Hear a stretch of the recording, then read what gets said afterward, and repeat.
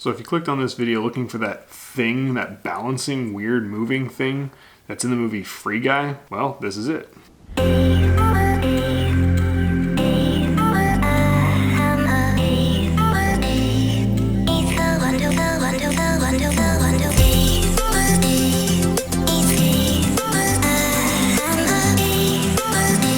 This is called a Kinetic Balancing Sculpture. I've made these things for about 7 years now. There are no magnets to this. You can remove it, you can literally balance it on anything. At the time of recording this video, it's only in the trailer at about 33 seconds for about a split second or so.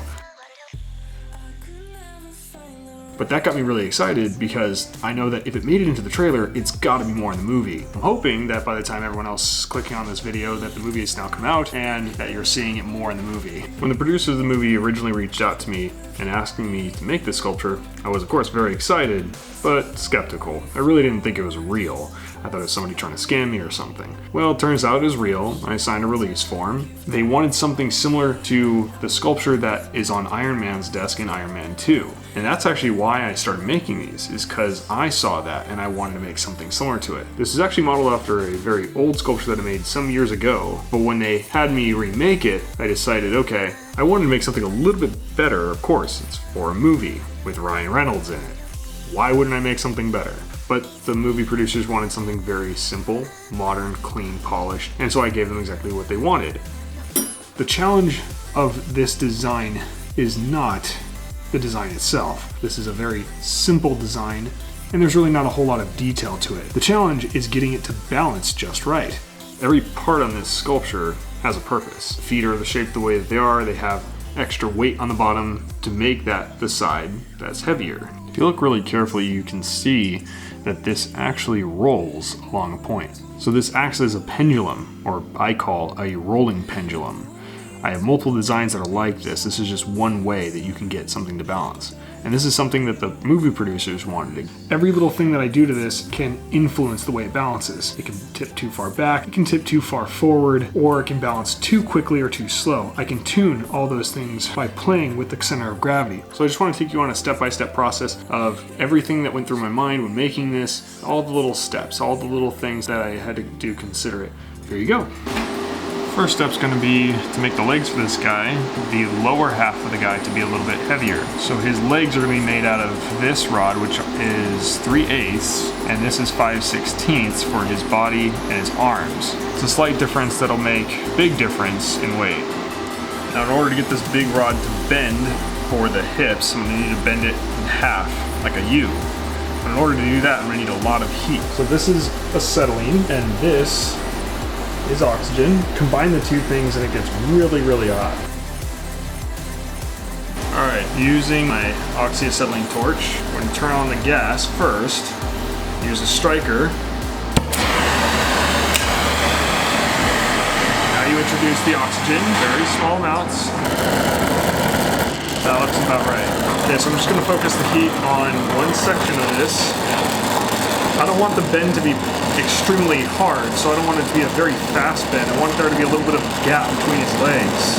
So I'm just going to kind of heat up a bigger surface. If I focus all the heat on one spot, it's going to make a really tight bend. So I'm going to spread the heat out. Your heart's running away with your head.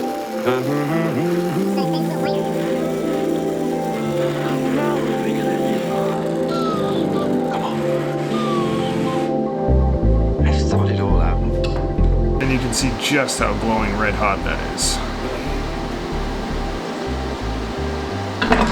That should be good, just like that.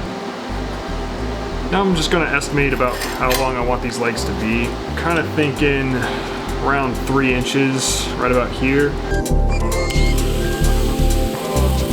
Beautiful.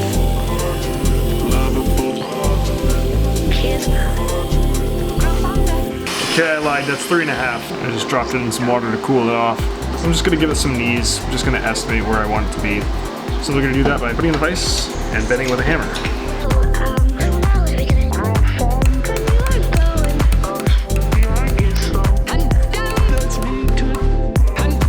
Well, that shit didn't work. I'm gonna use more heat.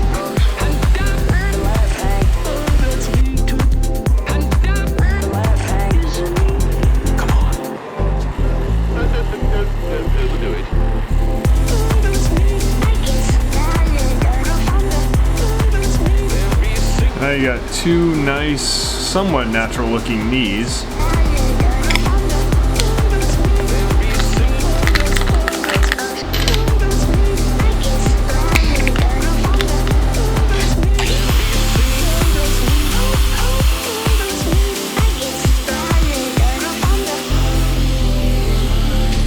Now to further lower that center of gravity, weld on a couple heavy feet using just some scrap stainless steel that I have. Just going to weld it on to his foot, blend the ankle, and then shape this whole chunk of steel.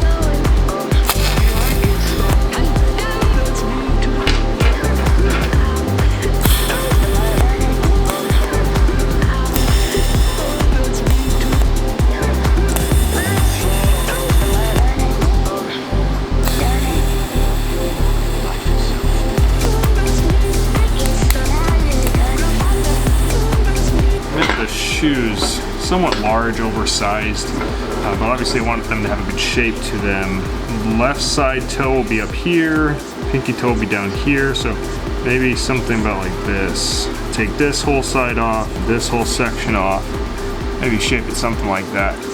And putting my mask on, back to grinding.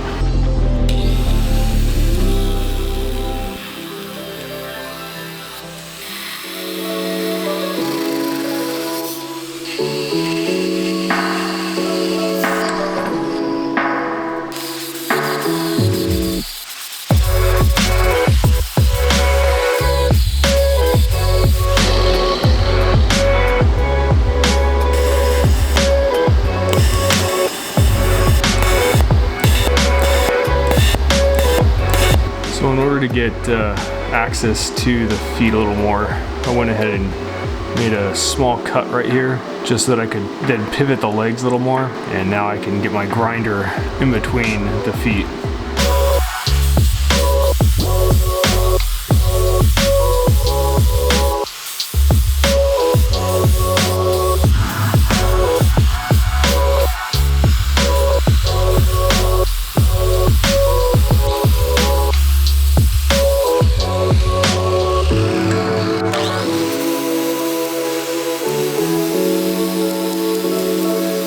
Alright, so here's his progress so far. I decided I'm just going to kind of taper this ankle here to just give it a more realistic look. Again, I kind of want to keep it simple. I'm going to change it up from the one that I did in the movie just a tiny bit, make it a little bit better.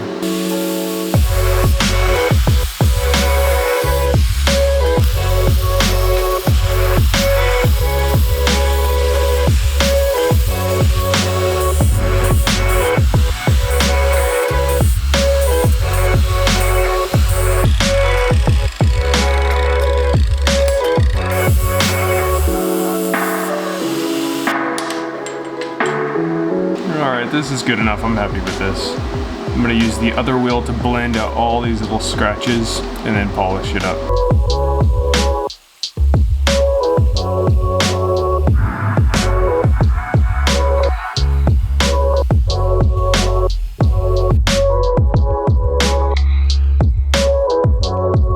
Legs are done. I'm going to weld this back together about like this.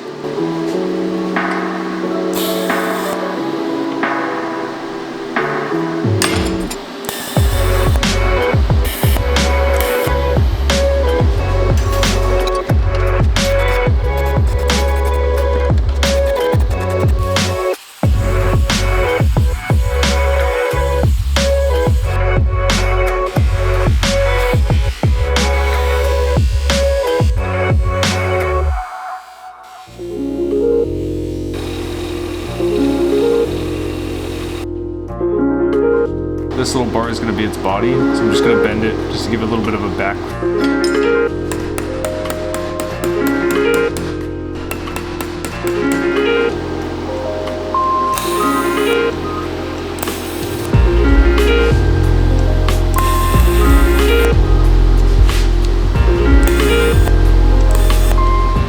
Trickiest part of this is finding the CG. I cut a couple more rods just for the arms. So I'm going to tack weld them onto the side of the body, kind of make it look like a shoulder. But then I'm going to have to pivot the arms forward and back and figure out where the balance is before I put the rod that he holds in his hand. kind of see where the CG is. And now watch what happens if I move the arms back a little bit. It shifts it backwards. And if I move them forward, you can see how much more forward it leans. So now the other factor that I have to worry about is getting the head on. The head is going to dramatically shift the CG upwards. So I have to get the head on to really find the CG, then take it all apart, blend the welds, so that I can finally put the bar where it needs to be for it to finally balance. I'm just gonna take this big ball bearing and weld it to the top of his head, just a small weld, so that I can adjust the weight and see how it behaves.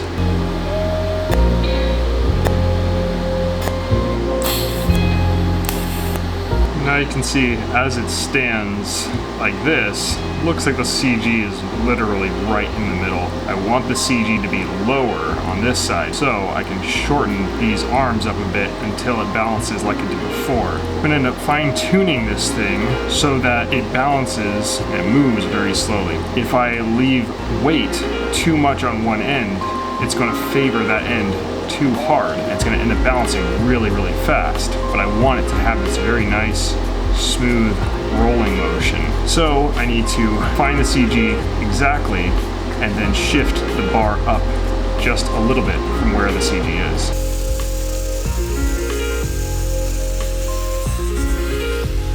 Looks like this is a little better. It's leaning a little more forward now. I'm gonna try and bend this and see what happens. Yeah, there we go. All right, well, let's give this first leg a test. I'm just gonna weld this little bar to the hands so I can see how it rolls.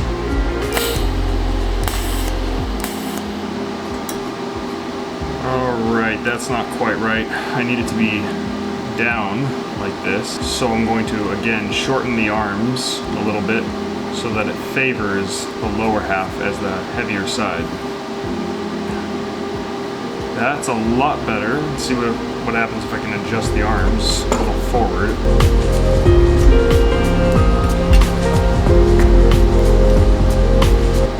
Nope, that made it worse. Let's move it back.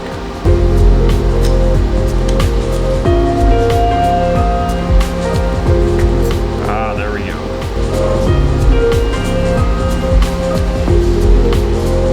So from here, I'm going to taper the arms a little bit, kind of like I did with the legs, and then I'm just going to add more metal along the shoulder area, just to kind of thicken it up, make it look a little bit better, make the neck a little bit thicker, obviously. Okay, well, this is my super fancy wireless lathe. Putting the arm in here just like this, spinning it, and using my grinder to taper it evenly.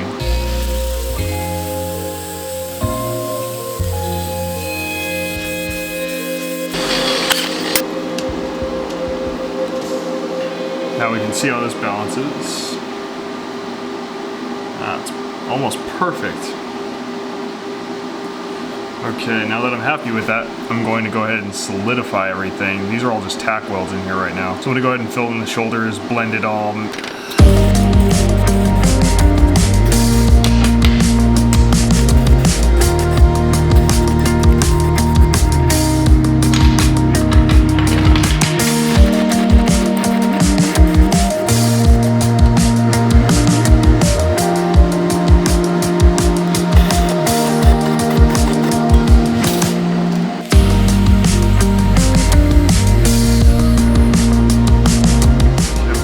With how this is now.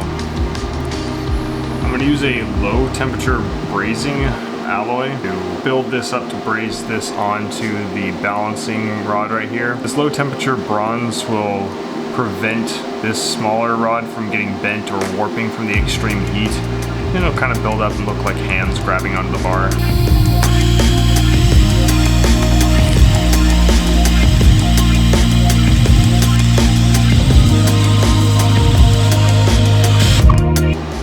Dirty from it being brazed. Just gonna give it another polish. Alright, I think I got it all done.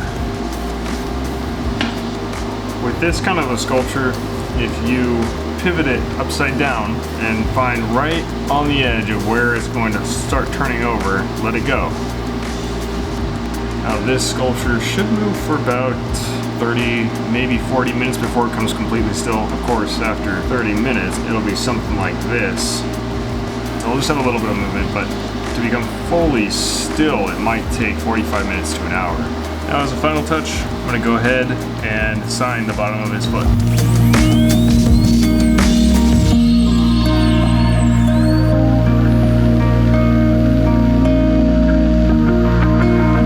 Well, I hope you guys enjoyed the video. I had a lot of fun making this thing. Super, super proud that I got to have something that I made in a movie. Really hoping to make more videos like this in the future. I'm really trying to branch out, show my process, not just how I manipulate metal, but also how I make things balance.